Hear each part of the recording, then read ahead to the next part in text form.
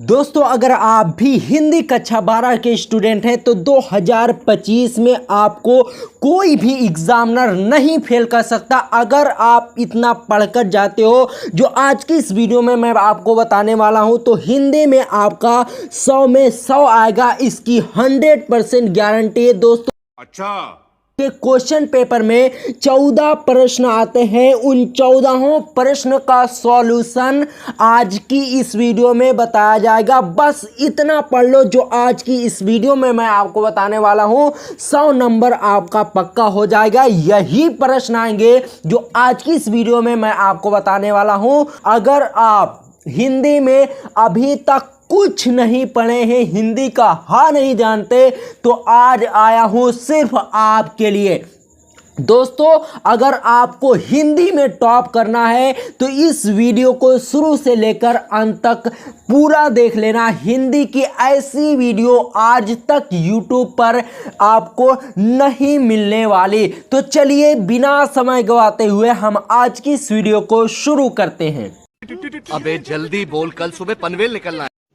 रुको जरा, सबर करो, बोला धक्का मुक्की नहीं करने का। दोस्तों आपके क्वेश्चन पेपर में कुल 14 प्रश्न आते हैं और उन 14 प्रश्न का सॉल्यूशन हम आज की इस वीडियो में बारीकी से समझाएंगे। दोस्तों आप देख सकते हैं कि आपके क्वेश्चन पेपर में कुल 14 प्रश्न हैं, एक से शुरू है और यहां पर आप देख सकते हैं कुल मिलाकर आपके पास 14 प्रश्न बनते हैं। इन 14 प्रश्न को शुरू से लेकर अंत तक पूरा सॉल्यूशन के साथ मैं आज की इस वीडियो में बताऊंगा। कोई हवाई में बात नहीं होंगी, सब सबूत के साथ आपको प्रूफ के साथ बताया जाएगा। तो चलिए बिना समय गवाते हुए बाबू शुरू करते हैं। देखिए सबसे पहला प्रश्न आपके क्वेश्चन पेपर में होगा प्रश्नोत्तर संख्या 1 और 2 में आपसे बाबू बहुविकल्पीय प्रश्न पूछे जाएंगे और उन बहुविकल्पीय प्रश्नों को मिलाकर 10 नंबर का प्रश्न आपसे पूछा जाएगा। अब इसके लिए अगर 10 में 10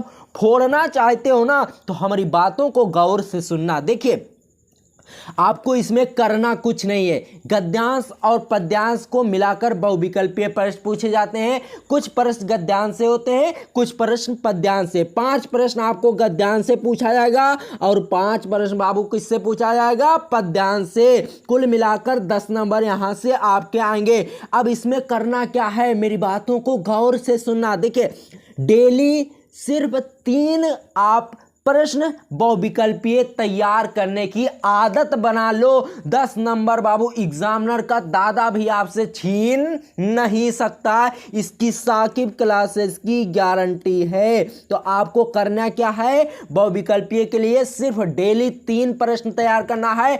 अभी आपके पास 4 महीने का समय बचा हुआ है, 4 तिहाई 112, ठीक है।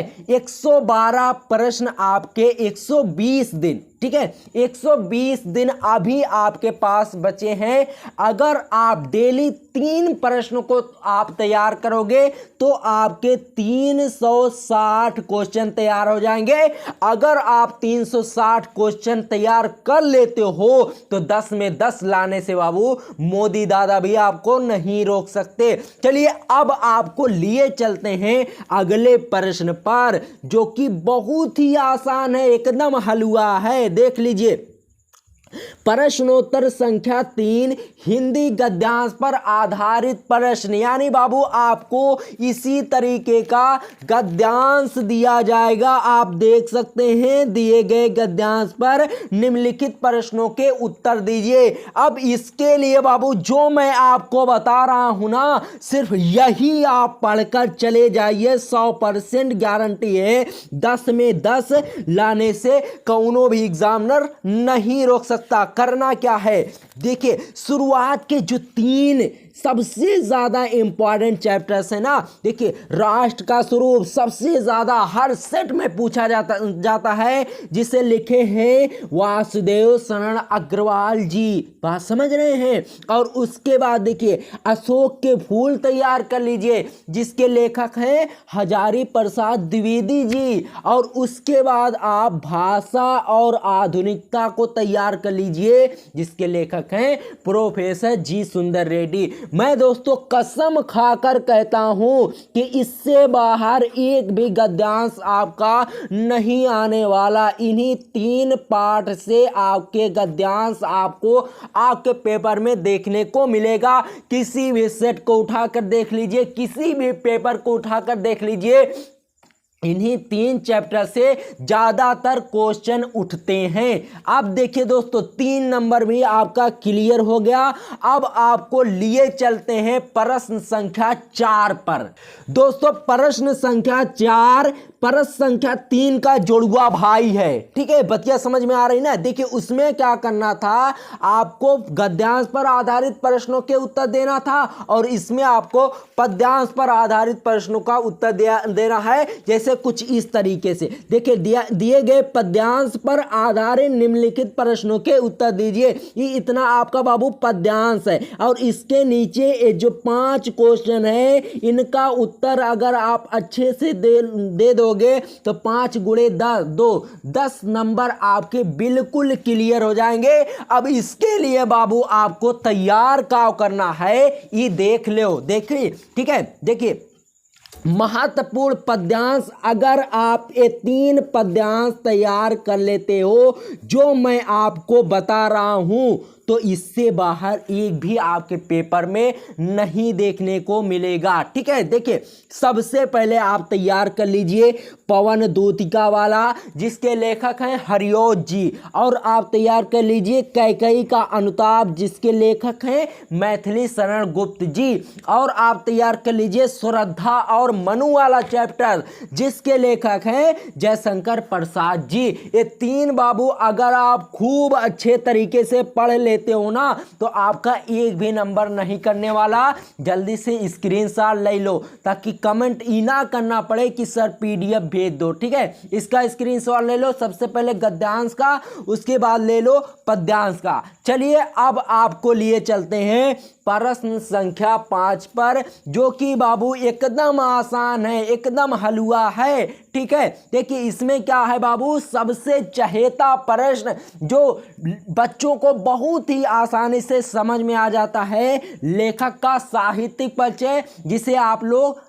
जीवन परिचय बोलते हो। ठीक है, अब देखो प्रश्न संख्या 5 का में पूछा जाएगा लेखक का साहित्यिक परिचय और प्रश्न संख्या 5 खा में पूछा जाएगा कवि का साहित्यिक परिचय। आप क्वेश्चन पेपर 1 देख लो, इना कहना कि सर जी झूठ बता रहे हैं। ठीक है, देखिए प्रश्न संख्या 5 का में आपसे लेखक का साहित्यिक परिचय पूछा जाएगा और प्रश्न संख्या 5 खा में आपसे पूछा जाएगा कवि का साहित्यिक परिचय। तो आप इसके लिए जो मैं आपको बता रहा हूं सिर्फ यही 5 आप तैयार करके जाओ ना बाबू, मैं आपकी गारंटी के साथ आपसे कह सकता हूं कि इससे बाहर बबुआ एक को नहीं आएगा। मेरी बातों को गौर से आप समझिए, मेरे ऊपर विश्वास कीजिए, इससे बाहर एक भी नहीं आएगा। मैं ये वीडियो ऐसे नहीं बता रहा हूं, बहुत सारे मॉडल पेपर, बहुत सारे प्रीवियस ईयर पेपर और बहुत पिछले सालों के कई सालों के क्वेश्चन पेपर को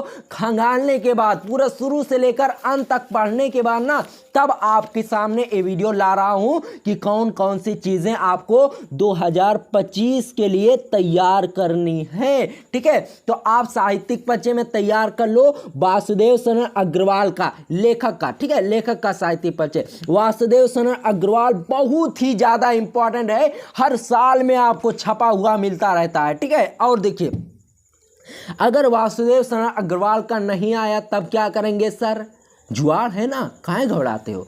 तो आप एक और तैयार कर लो आचार्य हजारी प्रसाद द्विवेदी जी का। अगर वासुदेव शरण अग्रवाल का नहीं आवा ना तो आचार्य हजारी प्रसाद द्विवेदी जी का जरूर आएगा। इसकी 100% नहीं बल्कि 1000% गारंटी है।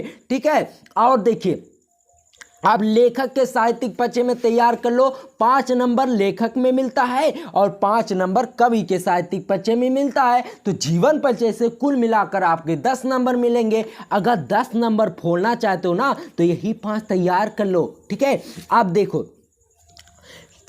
कवि में आप तैयार कर लेना। सबसे ज्यादा इंपॉर्टेंट अयोध्या सिंह उपाध्याय हरियोद, हर सेट में ससुरा छपा हुआ मिलता है। अयोध्या सिंह उपाध्याय हरियोद का साहित्यिक परिचय देते हुए उनकी कृतियां लिखो। ठीक है, आप देखिए इसमें आपको लिख देना, सबसे पहले याद कर लेना है अयोध्या सिंह उपाध्याय हरियोद, उसके बाद आप तैयार कर लेना मैथिली शरण गुप्त, उसके बाद आप तैयार कर लेना जयशंकर प्रसाद। ये 5 मैं आपको बता रहा हूं, देख लेना आपके क्वेश्चन पेपर में 4 इसमें से जरूर आपको देखने को मिलेंगे और 2 ही आपको लिखना रहेगा। ऐसा नहीं 4 लिखना रहेगा, सिर्फ 2 लिखना रहेगा। वासुदेव शरण अग्रवाल का नहीं मिला तो आचार्य हजारी प्रसाद द्विवेदी जी का जरूर मिलेगा।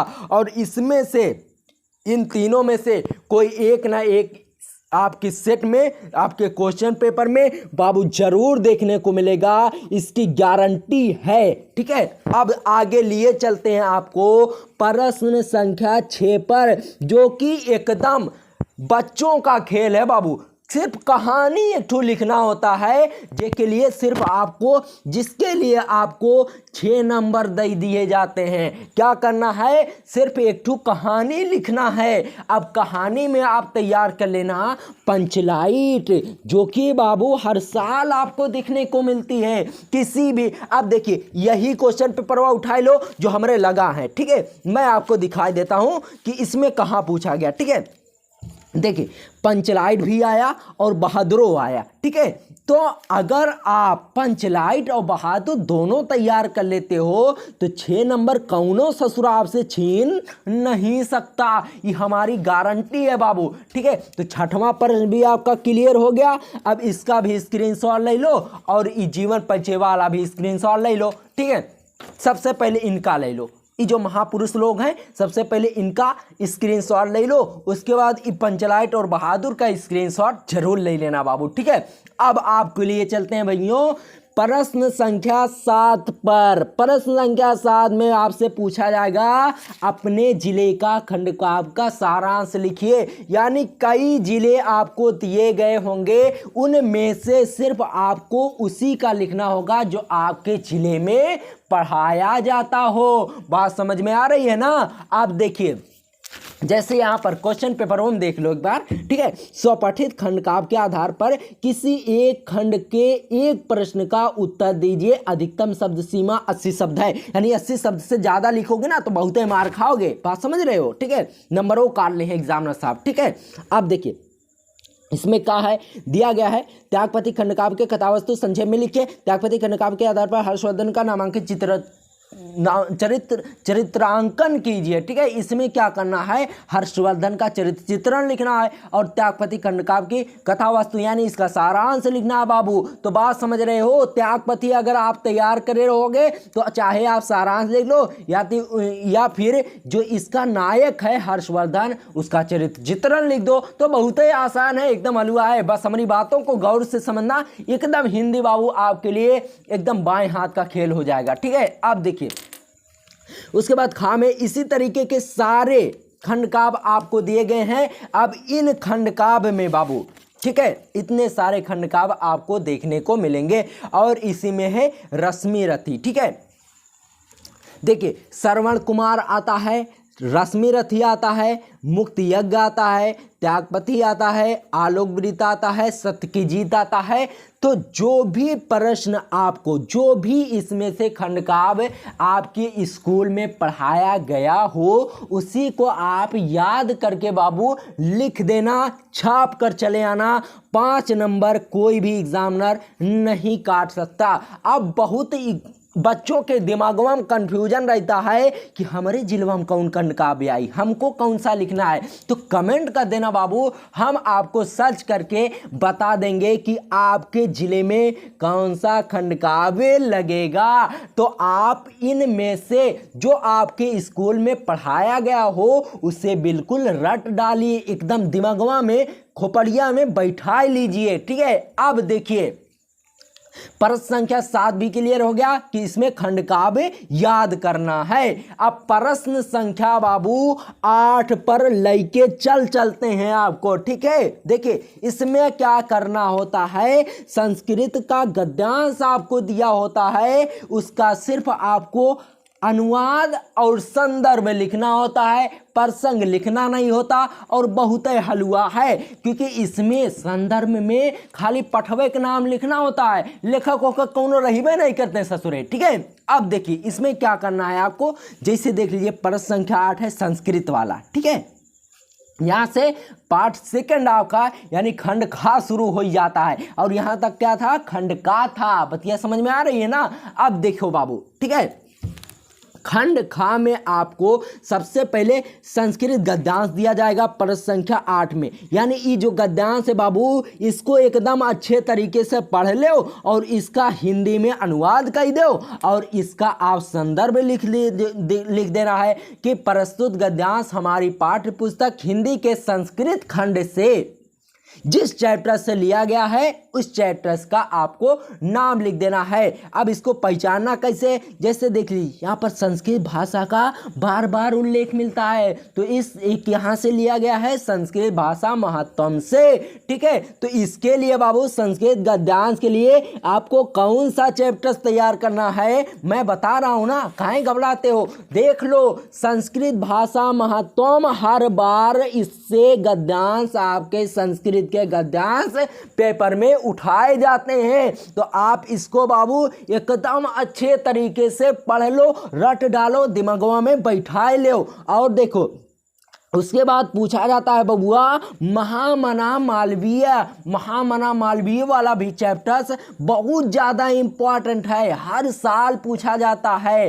तो आपको इसमें संदर्भ तो एकदम आसान है, काली पाठ का नाम लिखना है और लेखक का नाम आप सोचना नहीं पड़ेगा कि इस ससुरा जयशंकर प्रसाद हैं कि महादेवी वर्मा है या फिर वासुदेव शरण अग्रवाल है। इसी में सब पिटा जाता है ससुरा। लिखेगा जैसे रहेगा ना, रहेगा आचार्य हजारी प्रसाद द्विवेदी जी के चैप्टर से लिख देगा ससुरा वासुदेव शरण अग्रवाल का, तो एग्जामिनर जो है उसका दिमागवा पूरा चकरिया जाता है। जहाँ पर 2 नंबर देना होता ना वहाँ पर आधो नंबर नहीं देता ससुरा।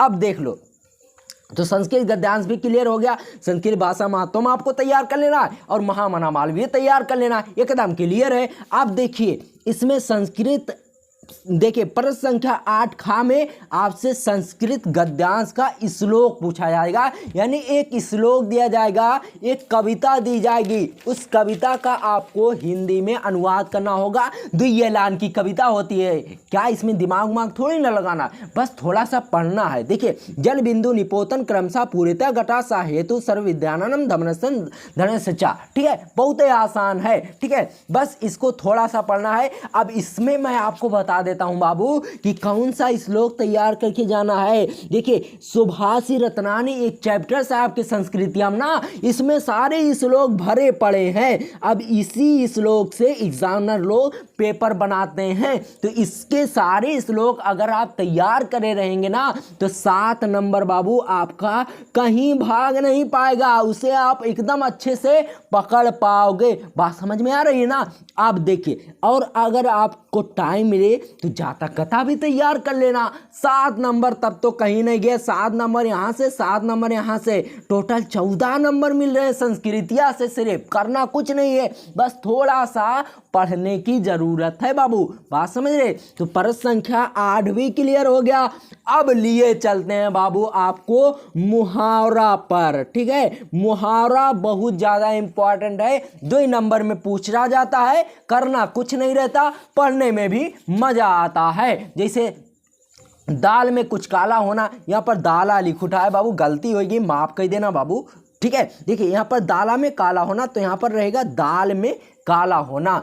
बहुत ही ज़्यादा इंपॉर्टेंट ये जो मैं मुहावरे बता रहा हूँ, सबसे पहले इसका स्क्रीनशॉट ले लो बाबू। ठीक है, और ये खंडकाव्य का ले लो। खंडकाव्य को लेने की जरूरत नहीं है, जो आपके जिले में लगे वही आपको याद करना है। चलो इसका स्क्रीनशॉट ले लो, उसके बाद इसका स्क्रीनशॉट ले लो। चलिए हो गया। अब देखिए मुहावरा आपको बताते हैं। सबसे पहले देखिए दाल में काला होना यानी कुछ गड़बड़ होना। गाँव में सुने होंगे जब कुछ गड़बड़ किसी को दिखती है ना तो कहते हैं दाल में लगता है कुछ काला है। और उल्टी गंगा बहना। ठीक है, जैसे कोई आदमी अगर उस दिन कोई काम को नहीं करेगा, जैसे मान लीजिए ठीक है कोई आदमी 7 दिन में एक बार नहाता है, अब वो ससुरा रोजे नहा रहा है तो कहेंगे उल्टी गंगा बह रही है। ठीक है, इस तरीके के मुहावरे होते हैं। और उल्लू सीधा करना, कोई आएगा अपना मतलब निकालेगा तो कहेंगे अपना उल्लू ससुरा सीधा कर रहा है। ठीक है, और देखिए ईद का चाँद होना, ईद का चाँद होना यानी बहुत समय बाद मिलना। अगर कोई आदमी किसी को गांव में जाते हुए देखेगा कहेगा तू तो भैया ईद का चाँद हो ही गए हो, कभी दिखते नहीं हो। तो इस तरीके के मुहावरे होते हैं, बहुत ही आसान होते हैं। पापड़ बेलना यानी बहुत समस्या झेलना, और ऊंट के मुंह में जीरा यानी बहुत ही कम मात्रा में। ठीक है, तो ये सारे मुहावरे आप अगर तैयार करके जाते हो तो इसमें से 100% चांसेस है कि आपके क्वेश्चन पेपर में मिलेंगे। टका सा जवाब दे देना यानी साफ इनकार कर देना। अब पापड़ बेलना, पापड़ बेलना 2 बार लिख रहा, चलिए 2 बार पढ़ लेंगे तो दिमाग में जल्दी घुसेगा। ठीक है, पापड़ बेलना, तलवार की धार पर चलना यानी कठिनाइयों का सामना करना। नमक मिर्च लगाना यानी अपने तरफ से कुछ बात को बढ़ा चढ़ाकर कहना, कि क्या कहते हैं, नमक मिर्च लगाना। तो आप इन मुहावरों का आप स्क्रीनशॉट ले लो। 9 तक प्रश्न आपका क्लियर हो गया बाबू। अब आपको लिए चलते हैं प्रश्न संख्या 10 पर। अपठित गद्यांश, इसमें बाबू आपको एक दिया जाएगा जिसके लिए 5 नंबर और मुहावरा का सिर्फ 2 नंबर मिलेगा। ठीक है, अब देखिए अपठित गद्यांश कुछ नहीं करना होता, 5 नंबर समझ लो बिल्कुल फ्री में मिल रहे हैं, तो काहे छोड़ते हो, पकड़ लो जल्दी से। ठीक है, अब देखिए इसमें क्या करना है मैं आपको बताता हूं। देखिए एक आपको कुछ इस तरीके से गद्यांश दिया जाएगा। सबसे पहले क्या करना है, इस पैराग्राफ को खूब अच्छे तरीके से पढ़ लेना है। उसके बाद इसके नीचे कुछ क्वेश्चन 3 ठू हैं और इन क्वेश्चनवा का बाबू उत्तरवा कहाँ पर मिली, इन्हीं गद्यांश में मिलेगा। तो आपको करना कुछ नहीं है, सबसे पहले इस गद्यांश को खूब अच्छे से पढ़ लेना है, फिर देखना है कि इसके क्वेश्चन में क्या कह रहा है, फिर क्वेश्चन को इसमें ढूंढना है। बहुत ही आसान है, 5 नंबर समझ लो फ्री में मिल रहा है अपठित गद्यांश में। ना तो ससुरा कहियो पढ़ना है ना तो कहियो लिखना है, 5 नंबर फ्री में मिल रहा है, केवल पेपरवा में 4 छलाए लिख देना है। और इसके लिए आप करेंगे क्या, इसके भरोसे मत रहना कि पढ़ना लिखना कुछ नहीं है। आप कोनो जीनियस थोड़ी ना हो कि पेपर में जाके छाप दोगे। इसके लिए करना क्या है बाबू, हमारी बातों को गौर से सुनना। आपके क्वेश्चन पेपर में पुराने पेपर को उठाइए या फिर किताब में ही क्वेश्चन पेपर दिया होता है, उन पर आप बार बार प्रैक्टिस करिए। 5 नंबर बाबू आपके कहीं नहीं गए। सिर्फ आप, ठीक है, डेली एक पैराग्राफ को सिर्फ आप देख लो। सबसे पहले उस मेरी बातों को गौर से सुनना। एक कोई भी एग्जामिनर, कोई भी टीचर आपको नहीं बताएगा जो मैं बता रहा हूं। ठीक है, देखिए सबसे पहले डेली आपको क्या करना है, जैसे इस पैराग्राफ ना, ये पैराग्राफ, इस पैराग्राफ को पढ़ लेना है बिल्कुल अस्थिर से, आराम से। ठीक है, फिर क्या करना है, इसके क्वेश्चन को पढ़ लेना है, फिर इसके क्वेश्चन को देखना है कि इसमें मिल रहा है कि नहीं मिल रहा है। बस थोड़ा सा काम करना है, पेपर में आपको 5 नंबर लाने से कौनो ससुरा एग्जामिनर नहीं रोक सकता। अब आपको लिए चलते हैं प्रश्न संख्या 11 में, जो कि खिचड़ी वाला है। ठीक है बाबू, प्रश्न संख्या 11 में 8 नंबर का प्रश्न रहेगा। इसमें कई सारे प्रश्न दिए रहेंगे, कुल मिलाकर खिचड़ी है बीरबल की। ठीक है, देखिए सबसे पहले शब्द युग में 2 नंबर का पूछा जाएगा। अब शब्द युग में कैसे रहेंगे ये मैं आपको बताता हूं। शब्द युग में जैसे ये देख लीजिए, बहुत ही महत्वपूर्ण प्रश्न है, इससे बाबू आपके 2 नंबर आसानी से मिल जाएंगे। अंबुज, अम्बुद, हर साल ससुरा हर सेट में इस शब्दों आपको मिलता है। और पथ और पंथ तैयार कर लेना, अनल तैयार कर लेना और अनिल तैयार कर लेना, श्रवण और शर्मण तैयार कर लेना, पुरुष और परुष तैयार कर लेना। हर सेट में ये आपको बाबू देखने को मिलता है। और वसन व्यसन भी देखने को मिलता है, मेघ और मेत। ये जो शब्द युग में मैं बता रहा हूं ये आपको हर सेट में देखने को मिलेंगे। तो टुकुर टुकुर का लग रहे हो, जल्दी से इसका स्क्रीनशॉट लो, अगला प्रश्न देखा जाए। ठीक है, अब देखो इसका भी स्क्रीनशॉट ले लेना, छोटा सा है, कोनो दिक्कत नहीं, इसका स्क्रीनशॉट ले लो। अब चलिए आपको बताता हूं, एक शब्दों के लिए 2 शब्द, यानी अनेक शब्दों के लिए एक शब्दों के लिए 2 शब्द। ठीक है, एक शब्दों के दो अर्थ आपको कह सकते हैं। जैसे कनक बहुत ही ज़्यादा इंपॉर्टेंट है, इसको आपको तैयार करके जाना है, हर सेट में पूछा जाता है। पतंग भी पूछा जाता है। कर, अंबर, अली, पट, विधि, नाग आदि। ये जो शब्द युग्म में, ये जो एक शब्दों के दो अर्थ वाले शब्द आपको बता रहा हूं, ये बहुत ही ज्यादा इंपॉर्टेंट है, इनको तैयार करके जाना बाबू।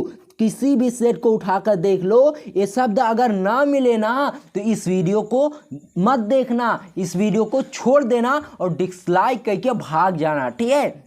अब देखिए, अब आपको लिए चलते हैं अनेक शब्दों के लिए एक शब्द। दोस्तों अब आपको बताता हूं अनेक शब्दों के लिए एक शब्द, बहुत ही आसान है। इसका स्क्रीनशॉट ले लो बाबू, कहाँ जाते हो, ठीक है, इसका स्क्रीनशॉट ले लो। अब देखो बताता हूं अनेक शब्दों के लिए एक शब्द। देखिए, जानने की इच्छा रखने वाले को क्या कहते हैं, जिज्ञासु। और जिसका कोई मूल्य ना हो उसे अमूल्य कहते हैं। और जो कभी ना मरे उसे अमर कहते हैं। ये होते हैं बाबू अनेक शब्दों के लिए एक शब्द वाले वाक्य। बात समझ रहे हैं, ये अनेक शब्द हैं, यानी एक से ज्यादा शब्द हैं, इनको एक शब्द में आपको लिखना है। इसको क्या कहेंगे, जिज्ञासु। जिज्ञासु को अगर ज्यादा शब्द में लिखना हो तो लिखेंगे जानने की इच्छा रखने वाला। आप देखो, जिसे कोई जीत ही ना सके उसे अजीत लिखेंगे बाबू। और जो आंखों के सामने हो नेत्र सम्मुख लिखेंगे। और जिसकी कल्पना ना की जा सके अकल्पनीय कहेंगे। और तपस्या करने वालों को क्या कहेंगे, तपस्वी कहेंगे। तो ये कुछ ऐसे अनेक शब्दों के लिए एक शब्द थे जो हर साल आपके बोर्ड एग्जाम में आते हैं। इन्हीं को आप तैयार करके जाना, देख लेना, आपके क्वेश्चन पेपर में जरूर देखने को मिलेंगे, इसकी 100% गारंटी है। तो आप जल्दी से बाबू इसका स्क्रीनशॉट ले लो। अब आपको लिए चलते हैं, देखिए अभी एक और शब्द है, वाक्यों को शुद्ध करके लिखना। यानी अशुद्ध वाक्य आपको दिए रहेंगे। अशुद्ध वाक्य कैसे रहेंगे, जो पढ़ने में बहुत अड़बंग लगेंगे, ठीक है। जैसे देख लो बाबू, यहां पर लिखा है अध्यापक पढ़ा रही है। अध्यापक पढ़ाता है कि पढ़ाती है, यही आप समझ लो। ये ससुरा अशुद्ध है, इसको शुद्ध करके आप लोग को लिखना रहेगा अध्यापक पढ़ा रहा है, ठीक है। बच्चे मैदान में खेल रहा है, ये भी गलत है, इसको लिखना होगा बच्चे मैदान में खेल रहेंगे। तो कुछ इस तरीके से अशुद्ध वाक्य बाबू आपके पूछे जाते हैं। 2 नंबर में है, इस सब एकदम हलवा वाले प्रश्न है, बस थोड़ा सा आपको घबराने की जरूरत नहीं है। बच्चे लोग क्या करते हैं ना, घबरा जाते हैं, कहते हैं कि व्याकरण में ससुरा शब्द युग्म पूछा जाएगा, एक शब्दों के लिए एक दो शब्द, अनेक शब्दों के लिए एक शब्द, वाक्यों को सिद्ध करने लिखना बड़ी परेशानी है। बहुत ही आसान होता है, बस थोड़ा सा दिमाग लगाने की जरूरत रहती है, ठीक है। इसका स्क्रीनशॉट आप लिए। अब आपको लिए चलते हैं रस, छंद, अलंकार, यानी बाबू प्रश्न संख्या 12 पर आ गए, जो कि बहुत ही अच्छा वाला प्रश्न है। रस, छंद और अलंकार 6 नंबर में आपको मिलता है। 2 नंबर रस के, 2 नंबर छंद के और 2 नंबर अलंकार के, ठीक है। देखिए, रस, छंद, अलंकार में क्या तैयार करना है मैं आपको बताता हूं, घबराने की बिल्कुल भी जरूरत नहीं है। देखिए, रस में आप तैयार कर लेना वीर रस, हास रस और करुण रस। ये रस आप तैयार करके अगर जाओगे ना बाबू तो 2 नंबर आपका कहीं नहीं गया। और दोहा, छंद में आप तैयार कर लेना दोहा और चौपाई, 2 नंबर बाबू आपका कहीं नहीं गया। और अलंकार में अनुप्रास तैयार कर लेना, उत्प्रेक्षा अलंकार तैयार कर लेना और रूपक अलंकार तैयार कर लेना। कौनो भी सेट को उठाई के देख लो, कौनो भी मॉडल पेपर को उठाई के देख लो, वीर रस, हास रस, करुण रस, दोहा, चौपाई, अनुप्रास अलंकार, उत्प्रेक्षा अलंकार, रूपक अलंकार, इनमें से 90% आपको देखने को मिलेंगे। तो आप यही तैयार करके जाइए, 6 नंबर आपका कहीं नहीं जाएगा, मेरे भरोसे आप छोड़ दीजिए। तो आपका 6 नंबर क्लियर हो गया। जल्दी से इसका स्क्रीनशॉट ले लो। अब आपको लिए चलते हैं बाबू प्रश्न संख्या 13 पर। प्रश्न संख्या 13 में आपको पत्र लेखन दिया जाएगा, जो कि